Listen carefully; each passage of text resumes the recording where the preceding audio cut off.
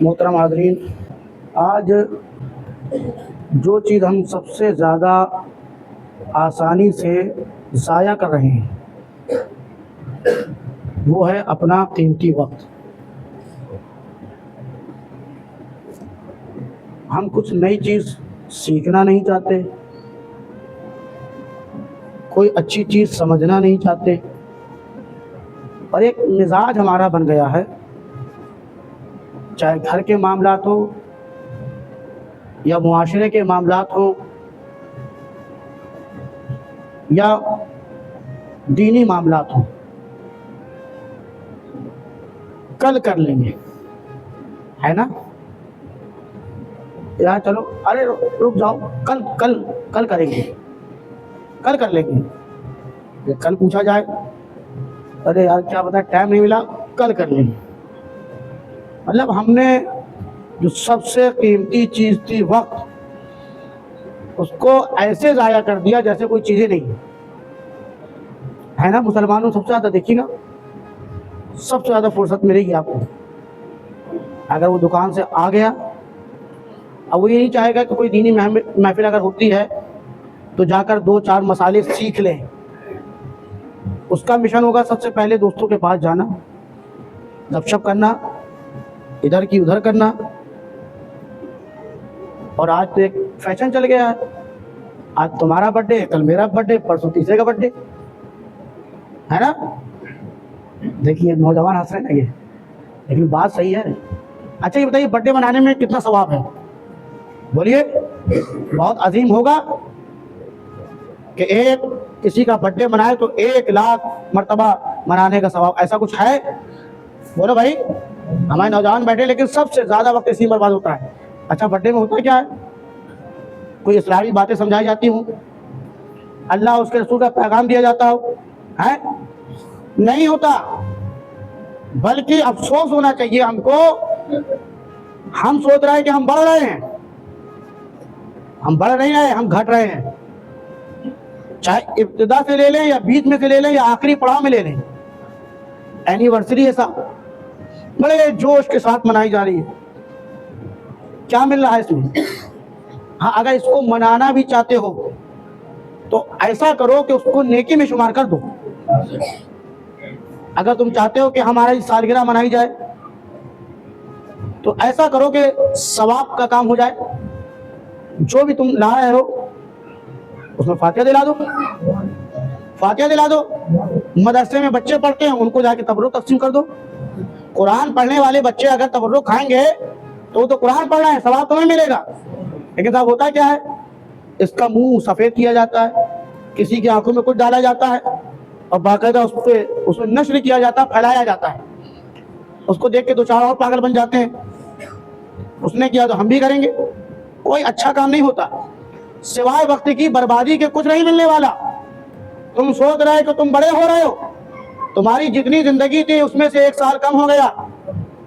تمہاری بیوی کے ساتھ جو اللہ نے زندگی رکھی تھی کہ 40 سال تم اپنی بیوی کے ساتھ رہو گے، اس کے بعد تم میں سے کوئی ایک جائے گا۔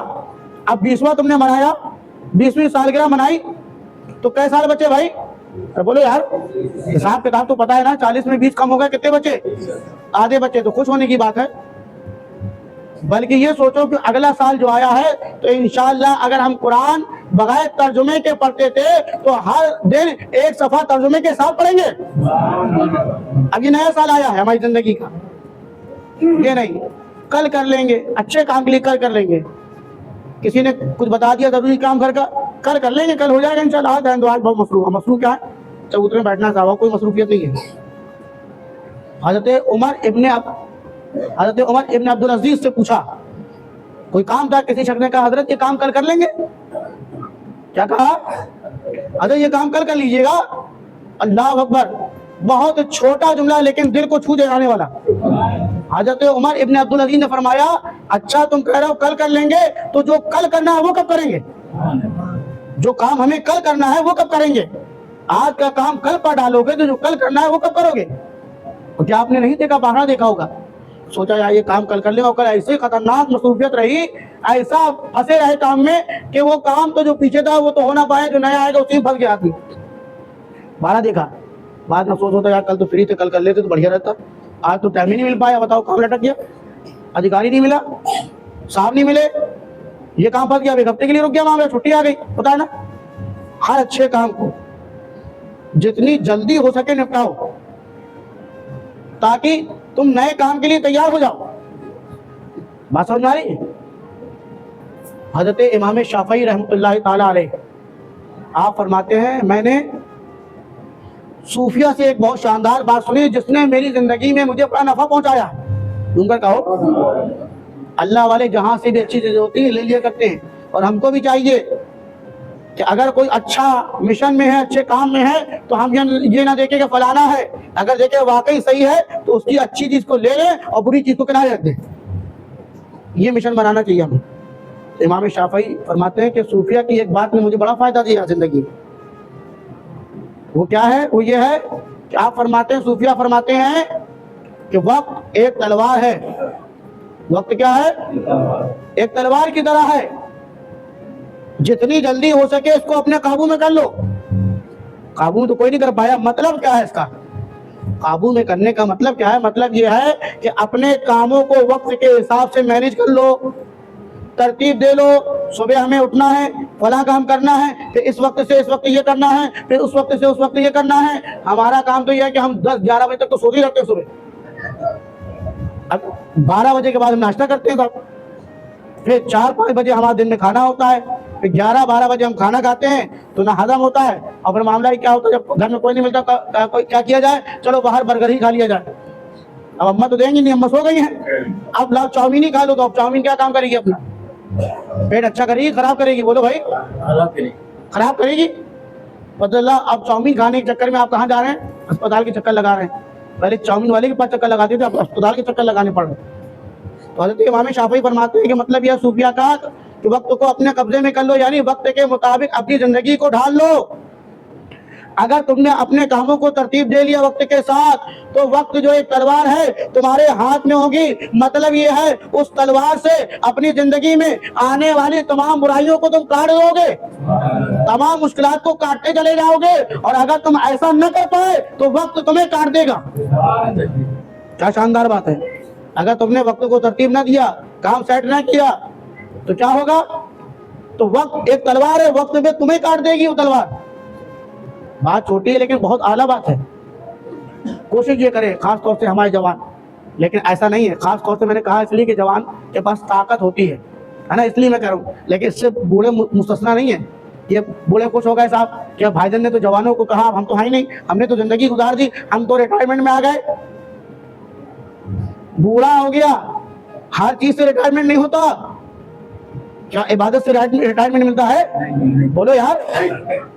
جب 5 نمازوں سے ریٹائرمنٹ مل جاتا ہے, 60 سال میں تمہیں گورنمنٹ اس لیے ریٹائر کرتی ہے کہ تمہارے اعضاء طاقت نہیں دیتے, لہذا تم وہ کام نہیں کر پاؤ گے, عقل کمزور ہوتی ہے. لیکن ایسا نہیں ہے کہ بوڑھے ہونے کے بعد تمہاری نمازیں کم کر دی جائیں کہ بھائی آپ بہت بوڑھے ہو گئے ہیں تو آپ فجر میں نہیں آئیے گا, فجر میں اپنے گھر میں سوتے رہیے گا, نماز نہیں پڑھنا آپ کو, مسجد نہیں آئے گھر میں آنا, گھر میں پڑھنا. لیکن معاف نہیں ہے.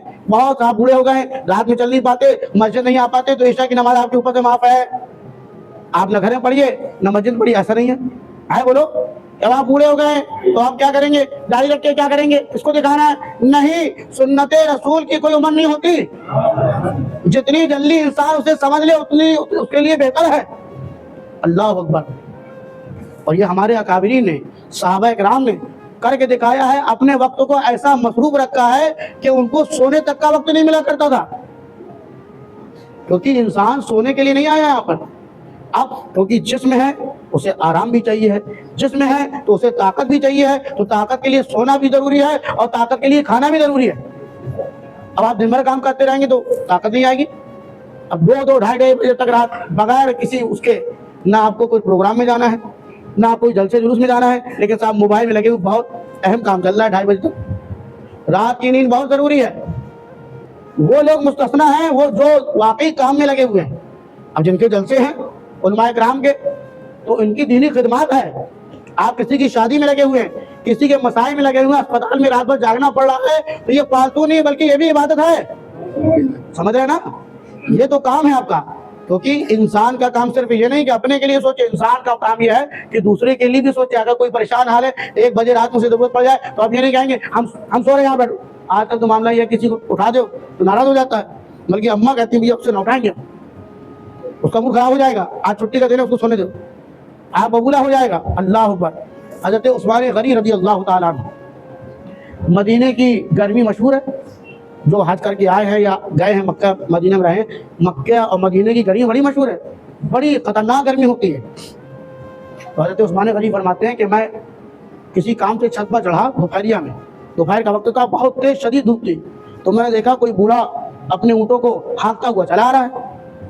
मैंने सोचा कि पूरा मदीना दिन के गर्मी की वजह से घर में आराम कर रहा है, ये बूढ़ा, इसको दिन में भी सुकून नहीं है, दिन में ऊँट हाँक रहा है, चलो करीब आता है तो मैं समझा दूँ कि भाई ये आराम का वक्त है, शाम को कर लेना ये काम। चले जैसे जैसे करीब आता गया और जब बिल्कुल करीब आया तो मेरी आंखें हैरत में पड़ गई। मैंने देखा कोई और नहीं बल्कि अपने वक्त के खलीफा हज़रत उमर फारूक आज़म है। अल्लाह अकबर। हज़रत उमर फारूक आज़म है, ऊँट हकाल ले खलीफा बने हुए। आज तो सभासद बन जाए तो अपना काम नहीं करता हूँ। हाँ, वो कहता मुझसे काम करवाओगे क्या, जबकि बना इसीलिए था, वोट पाए इसीलिए उसने, लेकिन अब मैं लगाऊंगा क्या।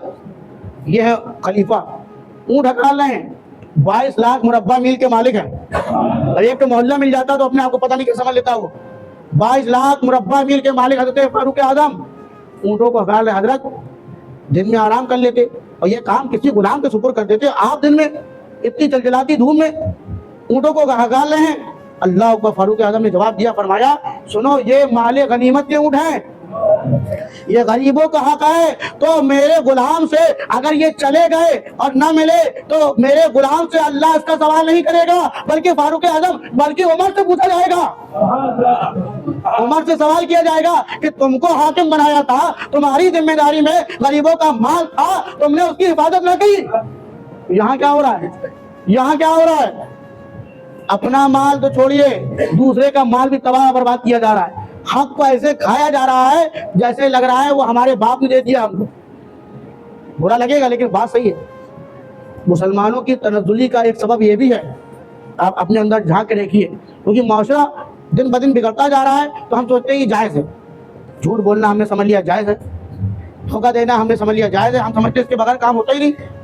लेकिन ऐसे भी लोग हैं, देखिए 40 साल 50 साल 60 साल जो भी अल्लाह ने ज़िंदगी हमको और आपको दी वो तो कट ही जाएगी, कट ही जाएगी। लेकिन ये खाली वक्त में जो आप इधर की उधर, इधर लगाने में उधर बुझाने में, इसको नीचा दिखाने में, उसको ऊपर उठाने में लगे रहते हैं, इसके बजाय बेहतर ये हो कि कोई भी काम करे, यहाँ तक के अगर आप अपने काम में वक्त में तफरीह के लिए भी निकाले तो उसमें भी कोई दीनी काम शामिल हो जाए।